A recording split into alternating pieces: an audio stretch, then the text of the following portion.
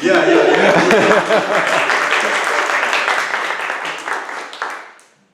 Dave has been pointing out, this is a cool little magazine that the creative writing students put together last spring. The College of Marin Literary Club kind of gets going more in the spring semester, but I think they're still happening now, I don't know.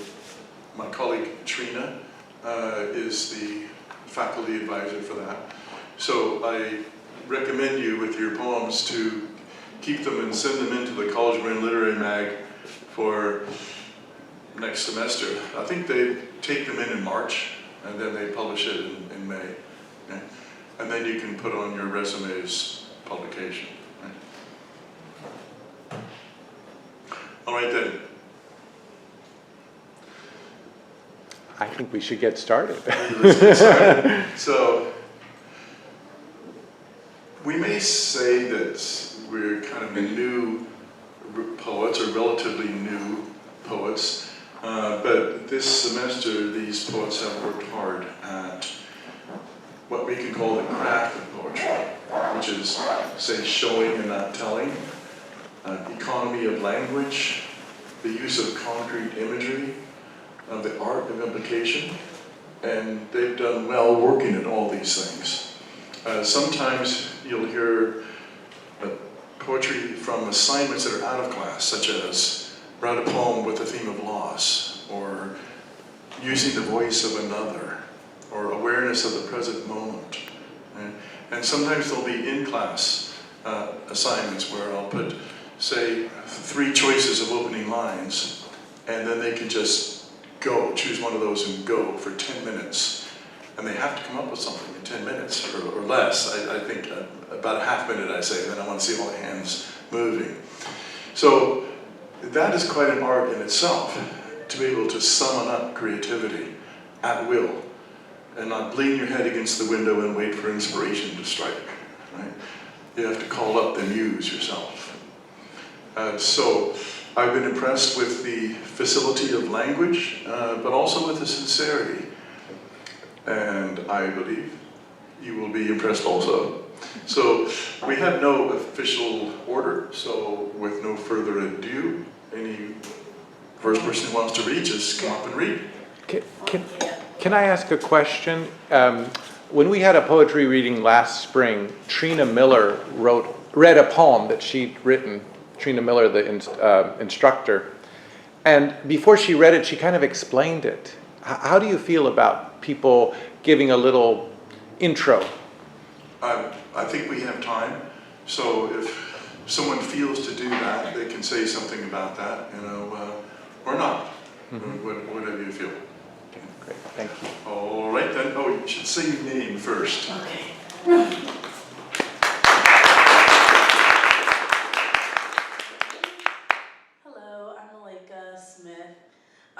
So I think I'm going to be reading 2 poems. So the first poem that I'm reading is called Bees.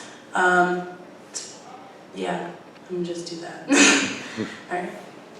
Once a girl who knew nothing but what bees really do, pollinate flowers and make things beautiful, the creation of life. Watching always, always watching, hoping to one day do the same, create life. Dark night who was disguised as sunlight, pollinated, and it wasn't beautiful. Pain, sadness, and embarrassed. Regrets of finding out what bees do. A flower grew and grew, creating life right before her eyes, creating something beautiful. And she remembered the little girl who knew nothing but what bees do, make life beautiful.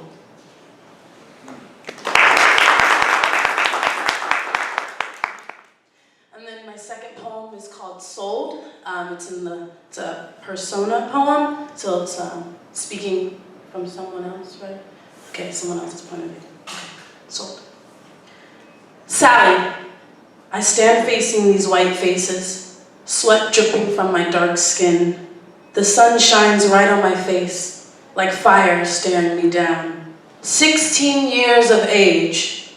Mama, I think to myself, How she cried when she heard the news. How I kept my tears hidden. I have to be strong. An excellent home servant, washer, ironer, and good cook. My eyes catch a bird's eye. I wonder where it's gone. I'm wishful. Fly, you have that freedom. A fine house girl. I can still smell my mama's cooking, hiding under her skirt as she cooked the master's supper. Her soft, sweet chocolate fingers stroked my dark skin, and I felt no fear. Sold. 2 tears like molasses down my cheek. I must be strong.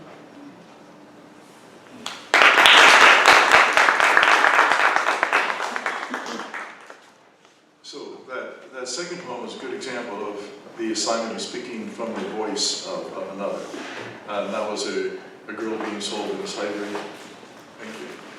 So I think we'll hold our applause until the end of each person's reading. So if they do 2 poems, we can just kind of go like that. So next.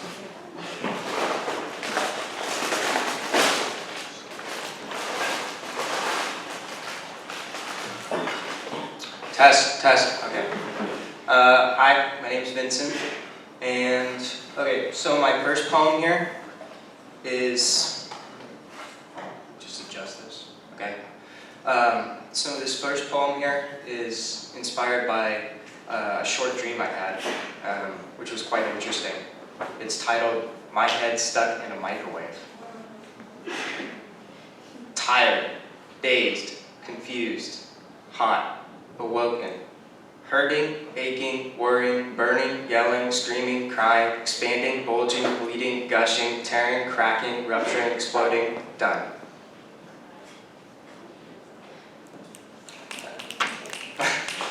Thank you. Alright, so I got another one here. This one, I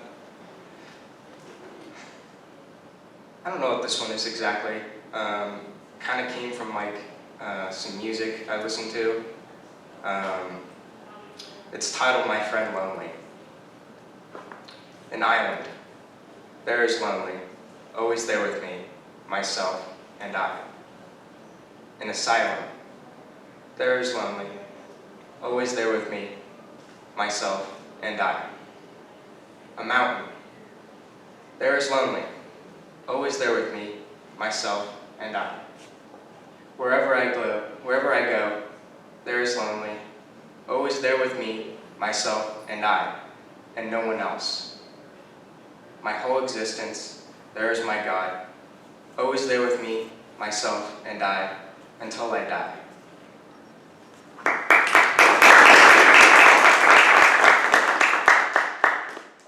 Thank you.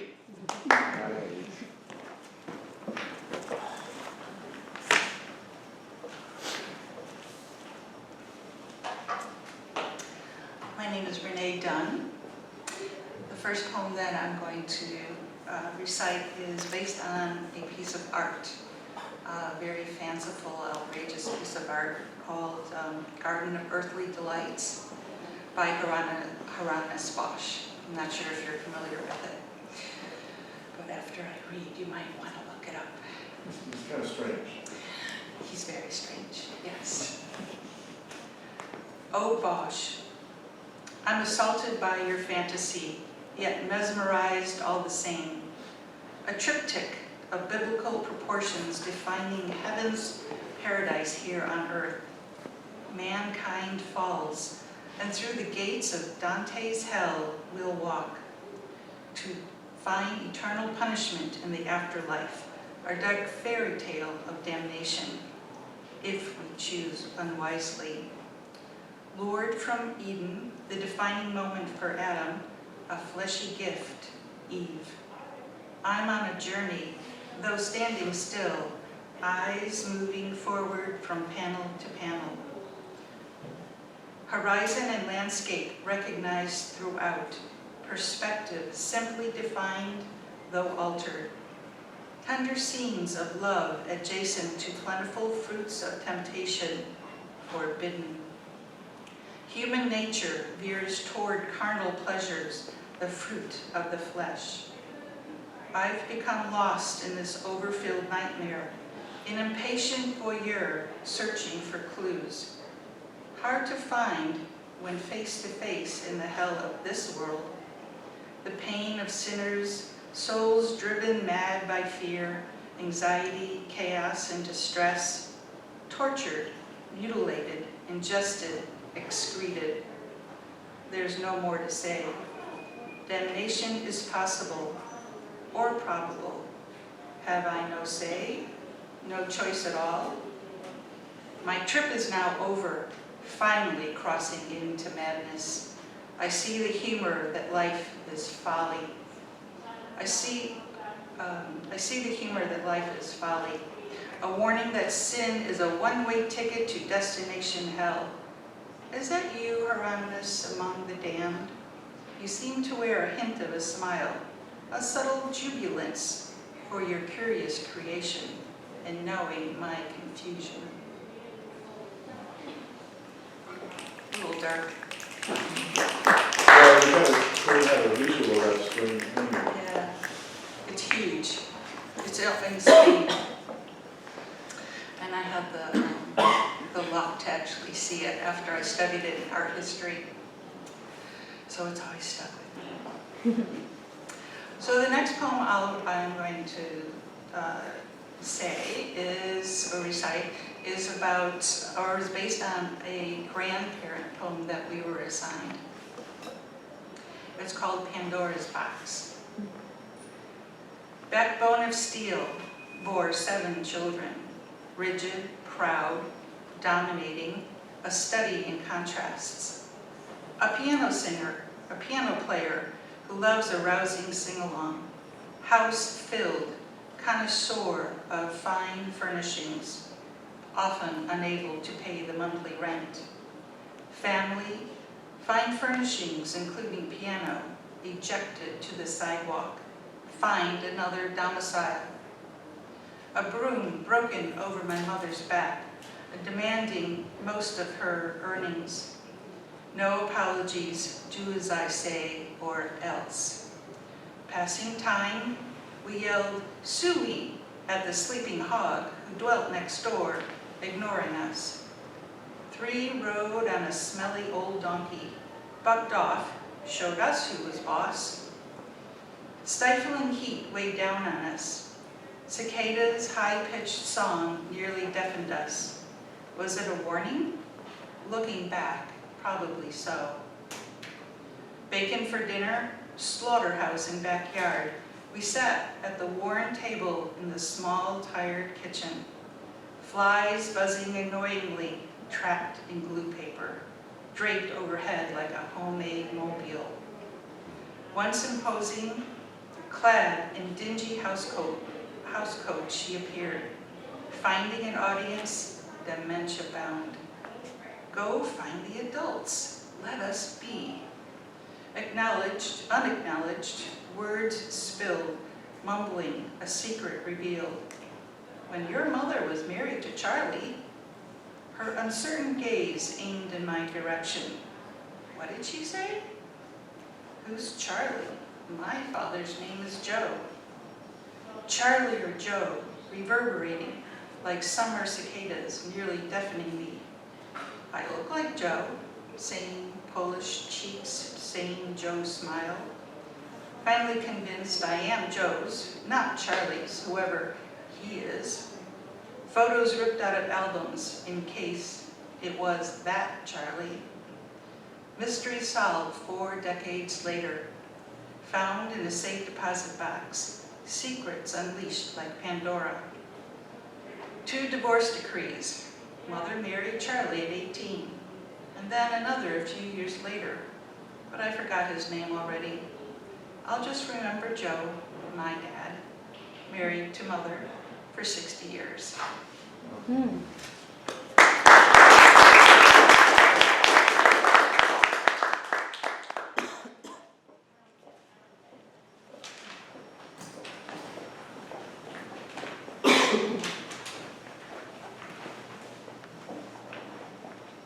Okay, I'm gonna to start by reading a haiku, and then I'll read a poem. A thief's calloused hands, a smooth silk jacket pocket, so silky, so smooth. So now I'm going to read a poem. This poem's called A Cute Little Board. Soft breeze, warm sunlight. I rest on gentle twigs, then leap forward. Wind shifts, skies rumble, cold wind, black clouds, horizontal rain. I'm tattered about, frosted feathers, pounding gusts, thick fog. Light glimmer, clear air, smooth breeze, gliding above rustling waves. I'm mirrored on a shining sea, with a shadow beyond the reflection. Tooth-stuffed jaws explode. Darkness shuts around me.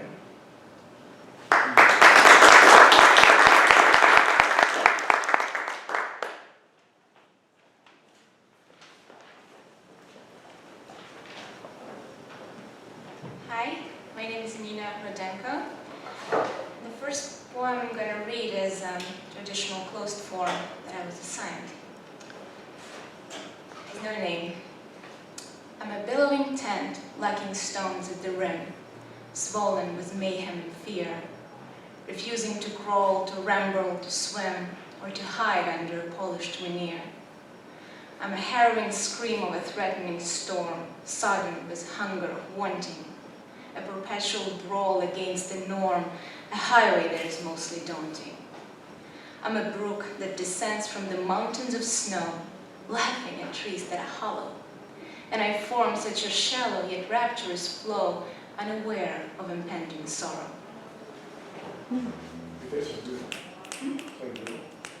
No, it's not a riddle. Who's the I? It's not a persona poem, so I is the I. Mm. And the second one, I wrote it many years ago, but I still liked it so much I decided to read it. It's called This Game Has No Name. There are no rules in breaking the lines, or people, so let me start over with gushing, or ripple. No rhymes, no excuses, no more than a blazing mind, memory, solar plexus. We only need novelty in its familiarity. We only crave traveling to mourn our roots. We only gaze scornfully to hide inner hatred. And we need some sugar to hate even more. Ourselves, our body and nose and peeled lips, the whole inability of grabbing a person, a chance, opportunity, those delicate shoulders, everything that is beyond our reach. Jacks of all trades and yet leapers and prosper, we cover ourselves with thousands of words, in need to equivocate, in power of striking a chord in a balance or even a nerve, we drowning in a void or in a profundity, in fear of being surpassed, overcome. When poetry is a cult of personality and fiction is repentance, what's left for those who are in love with a sentence?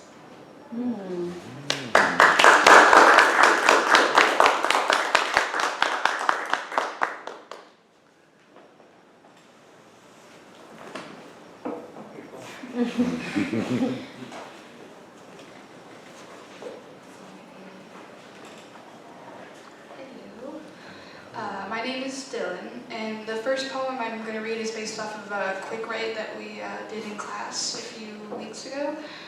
We were asked to create kind of our own myth, and were given like a few lines to prompt us. And since this is kind of about how I would like, my own myth to go, I aptly called it My Myth. Once I was solid light, glistening and gleaming, that fell from the heavens onto a giant steeple. Now I am here, and joy is the warm feeling in your cheeks when you smile. Sadness is the night spent alone in the center of a quiet room, in the center of a shadowed room. Quietness comes from the heartbeats heard during a long embrace.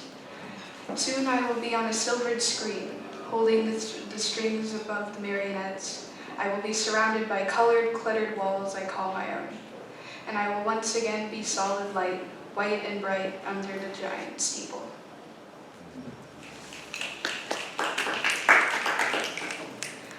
And the second one I have is actually based off of a series of dreams that I had a little while ago. It's a little spooky. I call it Earthquake. I hear it first, in the drowsy blackness of night. A great thunderous rumble starts right outside my window. In a flash, it overtakes the room, disturbing the walls, the furniture, the bed, but not me. Though awake and alert in mind, fear paralyzes my body. Unable to run, to hide, to move, I lie helplessly, waiting for the end. Then I recognize the sound, not as some earth-shattering chaos, but the loud drumming of a heartbeat, echoing in my chest, rattling my bones. And with that shock, I jolt up, the sound resonating in my ears. As I scan the room for answers, not a thing is out of place, all except for a forgotten book teetering on the edge of my desk.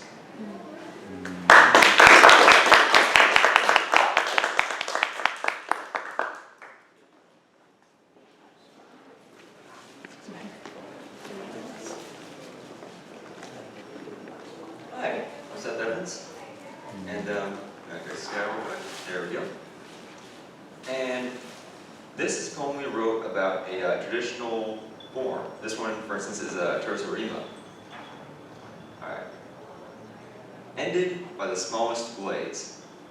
The ground collapses, I fall tumbling. Redwood branches scratch against my bare skin. On knotted brush, I feel rocks crumbling. I scrape and slide, and land in poison kin. Blackened oils, gnarled thorns, it's hemlock. Rashes form, flesh bubbles, my time is thin. I rise, open wounds ache. I start to walk. Oils mixed with blood, entering the vein. With a toll, an herbalist by the dock. My legs seize as my arms shudder in pain. It's in my bloodstream, attacking my heart. Adrenaline leads, yet I feel vigor wane. Just a simple fall, I thought I was smart. Now my muscles have grown rigid as stones, and my nervous system falls apart. My knees cave in, brambles muffled my strained groans, and I wonder, how long till they find my bones? One of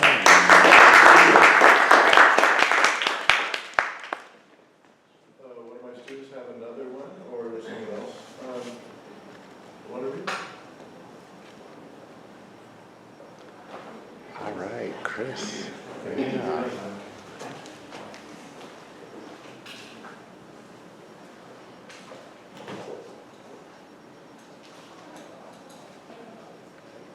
Hi, I'm Chris Dunkel, and I occasionally write poetry. This one is about a fire that occurred more than 10 years ago in the Oakland Hills. Dirty sidewalks, papers blowing, streetlight change, but no one's slowing. Broken lights are gently glowing, and smoke starts rising. Lovers talk,